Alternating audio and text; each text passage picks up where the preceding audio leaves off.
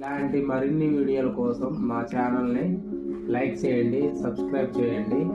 నాయుడు గారు అభివృద్ధి చేసుకుంటూ ఆయనకు ఒక విజన్ ఉంది. ఆయన ఒక విజన్ చేసుకుంటూ ఇప్పుడు మనకి ఆంధ్రప్రదేశ్ రెండు విడిపోయినప్పుడు ఇప్పుడు 33,000 ఎకరాలు ల్యాండ్ పోలింగ్ చేయడం కానీ, ఇప్పుడు అక్కడ చూస్తే కొన్ని టిట్కో ఇళ్ళు కానీ, సచివాలయం కానీ, మనకి కొన్ని బిల్డింగ్స్ క్వార్టర్స్ రూపం కొన్ని కానీ, 100 అడుగుల రోడ్లు కానీ, ఆయన ఏమీ ఆదాయం లేనప్పుడే అంత అభివృద్ధి చేసి ఆయన కనుక అధికారంలోకి వస్తే కంపల్సరీగా అటు అభివృద్ధి చేసుకుంటూ ఈ పథకాలు నడపడం ఆయనకు పెద్ద కష్టమేమి కాదు. జగన్ గారు ప్రతి మీటింగ్ లో అసలు ఆయన నేనేంటంటే మేనిఫెస్టో అని బైబిల్ ఖురాన్ గ్రంథంలా భావిస్తాను, చదవనాడు భావించడు కాబట్టి ఆయన నమ్మొద్దు, నాకే ఓటేయండి. ఈయన నమ్మటానికి మాత్రం ఏముంది? ఈయన మాత్రం ఏం చేశాడు చెప్పండి? 3 రాజధానులు అన్నాడు, ఏ రాజధాని లేదు. ఇవాళ ఆంధ్రప్రదేశ్ కి సరే చదువుకునే పిల్లలు మనకు రాజధాని ఏదంటే చెప్పుకునే పరిస్థితులు లేరు. ఇవాళ ప్రత్యేక హోదా అన్నాడు, ప్రత్యేక హోదా లేదు. అంటే 25 మంది ఎంపీలు ఇస్తే అంటాడు, మంది ఎంపీలు ఇచ్చే మరి వాళ్ళకి సరిపోయింది కాబట్టి మనం ఏం చేయలేకపోతున్నాం. పోటాడాలి అసలు ఒకసారి నువ్వు అడగాలి, నువ్వు ఎప్పుడు అడగలేదుగా. అదొకటి. ఈ రాజధానిలో ఏది చేయలేకపోయింది ఆయన. తర్వాత నవరత్నాలు అన్నాడు, ఏది సక్సెస్ అవ్వాలా. మద్యపాన నిషేధం అన్నాడు, అది చేయలేకపోయిండు. ఆయన ఏది సంతృప్తిగా చేయలేకపోయిండు. చంద్రబాబు నాయుడు అయితే ఆయనకి ఒక విజన్ ఉంది, ఆయన ఒక అభివృద్ధి, ఆయన ఒక విజన్ తో ముందున్నాడు. రాష్ట్రాన్ని ముందుకు తీసుకుపోయే కార్యక్రమాలు ఆయన దగ్గర. వాలంటీర్లు 10,000 అంటుండు చంద్రబాబు నాయుడు గారు, ఎత్తారంటారా లేదంటే తీసేస్తారంటారు? తర్వాత అది తర్వాత ఓన్లీ ఓట్ల కోసం అంటున్నా మాట, లేకుంటే అంటే వాలంటీర్లు యాక్చువల్గా వాళ్ళ కార్యకర్తలు, వైసీపీ కార్యకర్తలు. ఎందుకంటే ప్రతి ఎమ్మెల్యే మినిస్టర్లు అదే చెప్పారు. మరి సరే 10,000 ఇస్తా అంటాను కాబట్టి వాలంటీర్లు మొగ్గు చూపే అవకాశం ఉంది. అంటే వాలంటీర్లు కూడా ఇప్పుడు అవసరం కాబట్టి పెన్షన్దారులకు ఇవ్వాలి కాబట్టి వాలంటీర్లు ఇప్పుడు రాజీనామా కొంతమంది చేశారు. రేపు ఉన్నవాళ్ళ వరకు ఉంటుంది. కొత్త వాళ్ళని తీసుకుంటే తీసుకోవచ్చు. ఆ తీసుకునే కార్యక్రమంలో మన కార్యకర్తలను తీసుకోవచ్చు, టీడీపీ కార్యకర్తలు, లేదా వాళ్ళనే తీసుకోవడం, అది ఏం జరిగింది అనేది చూడాలి. అంటే ఆ 10,000కి టర్న్ అవుద్దా ఓటు బ్యాంకు, టర్న్ బ్యాంక్ అవుద్ది. ఎందుకంటే ఆయన గారు నేను పెన్షన్ మాట కూడా చెప్పలేదు కాబట్టి ఆ టర్న్ అవుద్దంటారా? టర్న్ అవ్వచ్చు, ఛాన్సెస్ ఎక్కువ ఉన్నాయి. పెన్షన్దారులు మాత్రం దాదాపుగా సరే ఎక్కువ కాకపోయినా నమ్మే వాళ్ళు మాత్రం ఎక్కువ ఓటింగ్ అయితే అవుద్ది. ఇది మైనస్.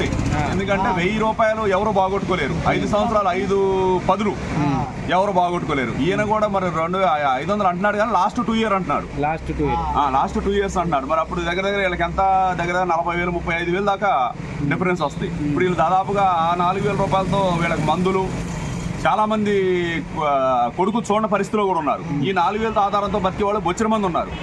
వాళ్ళ మనసు మారే అవకాశం ఉంది. ఓటు బ్యాంక్ పెరిగితే పెరిగే అవకాశం. భవిష్యత్ గ్యారెంటీలో 6 పథకాలు ఉన్నాయి. 3 గ్యాస్ బండ్లు, 3 గ్యాస్ బండ్లు అది సక్సెస్ చేయొచ్చు. నిజంగా సబ్సిడీ ఉంది కదా, సబ్సిడీ తీసేసి మిగతా చేయొచ్చు.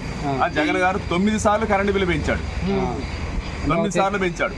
గతంలో 4 రూపాయలన్నరకి అగ్రిమెంట్ 20 సంవత్సరాలు అగ్రిమెంట్ అయింది చంద్రబాబు నాయుడు గారు. ఇంకో మాట అండి, ఇది పట్టాదారు పాస్ పుస్తకాల మీద ఆయన బొమ్మ ఉంటుందంట.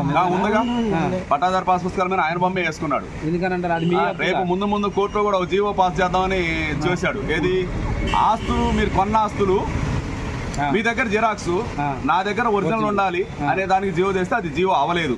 కానీ రేపు ఏదో చేసి ఆ జీవో కూడా పాస్ చేసి రేపు అది ఏదో ఒకటి చేసే అవకాశం కూడా ఉంది. దాన్ని నేను వాళ్ళ భారతి వాళ్ళని కూడా ప్రశ్నించారనమాట జనాలు, మా ఆస్తి పాస్తుల మీద మీ ఆయన ప్రశ్నించారు. అవును, ఇప్పుడు జగన్మోహన్ అయితే చంద్రబాబు నాయుడు గారు కూడా నేను అధికారంలో తీసేస్తాను, తీసేస్తాను. అది మంచిదంటారా? తీసేయాలిగా. ఇప్పుడు ఇంతకుముందు మనకేదో అది మనకు లోగో ఉండేది, ఆ లోగో మాత్రమే ఉండాలి కానీ ఆయన బొమ్మ వేసుకోవడం అది కరెక్ట్ కాదు. ముఖ్యమంత్రి బొమ్మ వేసుకోకూడదు. అది గవర్నమెంట్ ముద్ర అనేది ఉండాలి పాస్బుక్ మీద.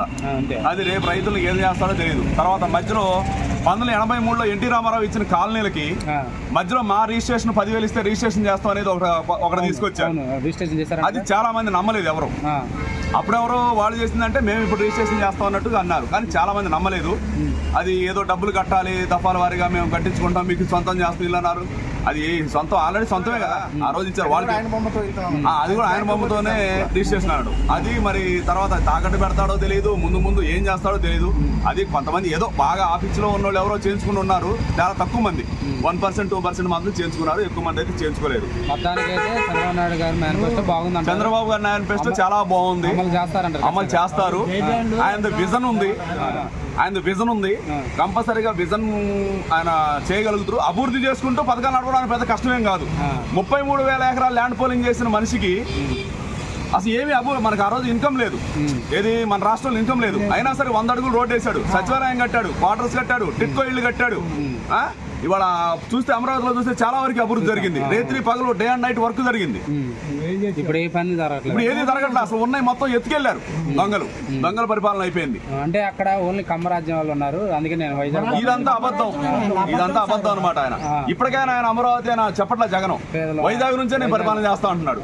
ప్రమాణ స్వీకారం కూడా ఆడే చేస్తారంట. అందువల్ల ఇది ఆయనకు చాలా మైనస్. ఈజీగా తెలుగుదేశం పార్టీ అనేది ఈసారి కంపల్సరిగా చంద్రబాబు నాయుడు గారు ప్రమాణ స్వీకారం చేస్తారు.